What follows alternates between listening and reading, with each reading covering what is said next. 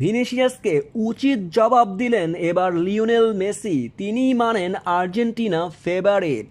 Brazilian এই forward শিরোপা জিতেছেন ক্লাবের হয়ে, এমনকি এমন কোনো শিরোপা জেতেননি যে ক্লাবের হয়ে। তবে ব্রাজিলের হয়ে এখনও তার দেখা হয়নি কোনো শিরোপা। তাই তো এবারের কোপা আমেরিকায় নিজের সর্বোচ্চ দিয়ে ট্রফি আনবেন এমনটাই হুঙ্কার দিয়েছিলেন আর্জেন্টিনাকে। তবে সেই হুঙ্কারের প্রতি উত্তর দিলেন মেসি। মেসি আর্জেন্টিনাকেই ফেভারিট মানে। মেসির হাত ধরেই দীর্ঘ 28 বছর পর আর্জেন্টিনা শিরোপা জিতেছিল কোপা। ফেভারিট হিসেবে খেলে আর্জেন্টিনা কোপা আমেরিকায়, তাই তো আর্জেন্টিনাকেই এগিয়ে রাখছেন লিওনেল মেসি। আগামী 20 জুন থেকে শুরু হতে যাচ্ছে কোপার আসর। তবে আর্জেন্টিনার প্রতিপক্ষ হবে প্রথম ম্যাচে কানাডা। তাই তো সম্প্রতি এক সাক্ষাৎকারে মেসি বলেন, যখন আমরা কোনো শিরোপা জিতিনি তখনই আর্জেন্টিনা ফেভারিট ছিল।